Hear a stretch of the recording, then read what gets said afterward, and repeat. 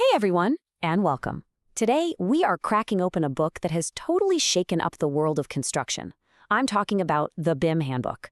We're jumping straight into Chapter 1, called Introduction, from the third edition by the powerhouse team of Sachs, Eastman, Lee, and Titil.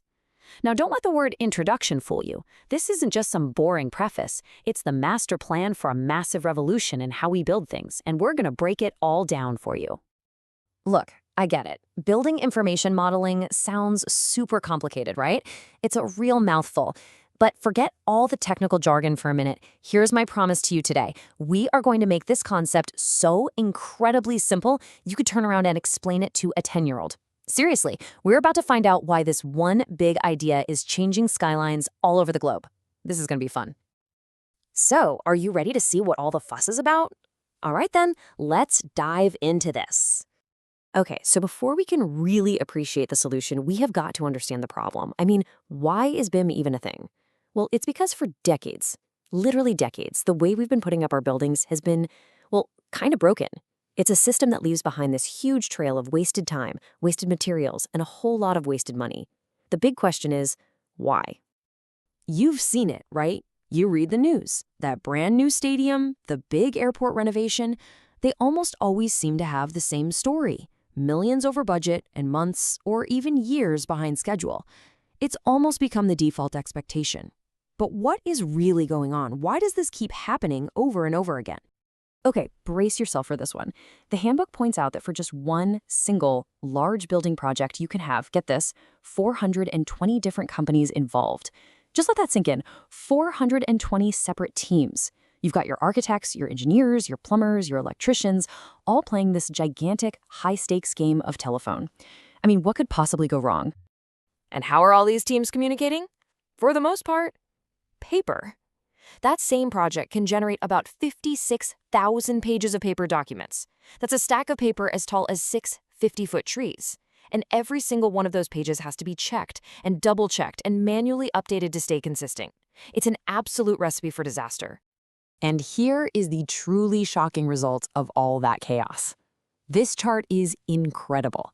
It shows that while manufacturing, making cars, computers, and phones, saw its productivity more than double over 50 years, on-site construction productivity has stayed almost completely flat.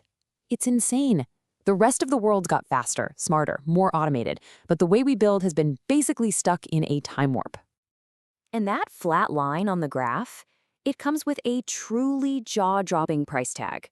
A major study found that all of this inefficiency, all these errors and miscommunications, cost the U.S. construction industry an extra $15.8 billion. And that's not a one-time thing. That's every single year. It's just pure waste. So who ends up footing the bill for all these mistakes? Well, this table from that study tells the whole story. While the designers and the builders definitely take a hit, just look at that bottom line. Over $10 billion of that $15 billion mess gets passed directly to the building owners and the people who operate the building later. At the end of the day, it's the client who pays the ultimate price for this totally broken system. All right, so the problem is pretty clear. The old way is messy, it's inefficient, and it's incredibly expensive. So how do we fix it? Well, it's time to introduce the hero of our story, building information modeling, or as we all know it, BIM. At its core, building information modeling isn't just a piece of software or a fancy 3D model. This is the key. It's a process. It's all about creating a smart, information-rich, digital representation of a building. The absolute best way to think about it is like this. A traditional blueprint? That's just a drawing. A BIM model? That's the building's digital DNA. It doesn't just show you what the building looks like. It holds all the information about what the building is. Now, getting into BIM is a journey, not a switch you flip overnight. It happens in stages. You start at level 0. That's just your basic 2D drawings, a mess of lines. Level 1 is where you get 3D models, but everyone's kind of working in their own little world. Level 2 is where the real magic starts to happen. Teams begin to share their models with each other. But the ultimate goal, the holy grail, is level 3, one single unified model that everyone on the project shares. One source of truth for everything. So what's the information part, the I in BIM? Well, that's what makes the model intelligent. See, in a BIM model, a door isn't just a rectangle with a couple of lines. It's an object that knows it's a door. It knows its height, its width, its material, what it's made of, how much it costs. And because of this, if you move a wall, the door automatically moves with it. If you change a window type in the 3D view, every single floor plan, every schedule, it all updates instantly. No more hunting for every drawing to make a change. The model manages itself. It's amazing. And this intelligence, it unlocks what I like to call superpowers for the entire project team. All of a sudden, they can build better, they can build faster, and they can build smarter in ways that were just flat out impossible before. And these superpowers help everyone. For owners, they can see exactly how a design change affects the budget right away. For designers, they can run simulations to test a building's energy use before a single shovel hits the ground. For builders, they can spot clashes, where a pipe is supposed to go through a steel beam, on the computer, not on the job site where it costs a fortune to fix. And it doesn't stop there.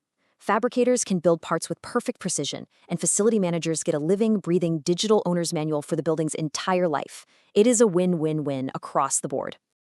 But here it is, maybe the most important lesson from the entire handbook.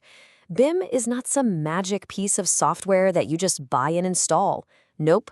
To really unlock those superpowers, you have to fundamentally change the way you work. It's a huge cultural shift, away from working in isolation and towards true collaboration. And this slide just shows that shift perfectly. The old way, what we call design, build, build, it's like a relay race. The architect does their part, throws the drawings over the wall to the engineers, who then throw it to the builders. It's fragmented, and it leads to a lot of finger pointing. But the new way, integrated project delivery, it's more like a soccer team. Everyone, the owner, the designer, the builder, they're all on the field together from day one, all working from the same game plan, the BIM model. Okay, we promised we'd make this simple enough for a trin-year-old. So let's see if we pulled it off. It's time for a quick pop quiz, just to make sure these big ideas are locked in. You ready? Question number 1. BIM is primarily, is it A, a type of 3D software, B, a process for creating and managing building information, or C, a way to make pretty pictures of buildings? Go ahead and lock in your answer. And question number 2. What is the biggest advantage of using a single shared BIM model? Is it A, it uses less computer memory, B, it's easier to email, or C, it reduces errors from inconsistent information? Think back to that massive game of telephone we talked about. Okay, pencils down. Let's see the answers. For question 1, the answer is B. The software is a tool, but BIM is first and foremost a process. And for number 2, the correct answer is C. The single greatest benefit is creating that one source of truth to eliminate all those conflicts and errors. So, how did you do? Did you get them both right? Let me know down in the comments. So, let's boil all of this down. If you remember nothing else, remember these 4 things. 1. The old way of building is fragmented and it wastes billions of dollars every year. 2. BIM is the solution, and it's a process that creates a smart digital DNA for a building. 3. This process lets teams find problems early, cut down on waste, and dramatically improve the quality of the final building. And 4, and this is the big one, the real magic, the true revolution, happens when you combine the powerful BIM technology with a new culture of collaborative teamwork. And that's a wrap on our big overview of Chapter 1 of the BIM Handbook. So, what did you think? Did you find this explainer useful? If you did, do me a huge favor and smash that like button. If you didn't, hey, no problem, hit dislike. All feedback helps us get better. And of course, if you have any questions, any thoughts, or just want to say hi, drop them in the comments section below. So what's next on our journey? We're going to zoom right in on the first section of this chapter called the current AEC business model. We're going to dissect the actual contracts and the business relationships that created this whole mess in the first place. If you thought today was interesting, trust me, you are not going to want to miss it. So make sure you hit that follow button so you get notified. Thanks so much for watching, and I'll see you in the next explainer.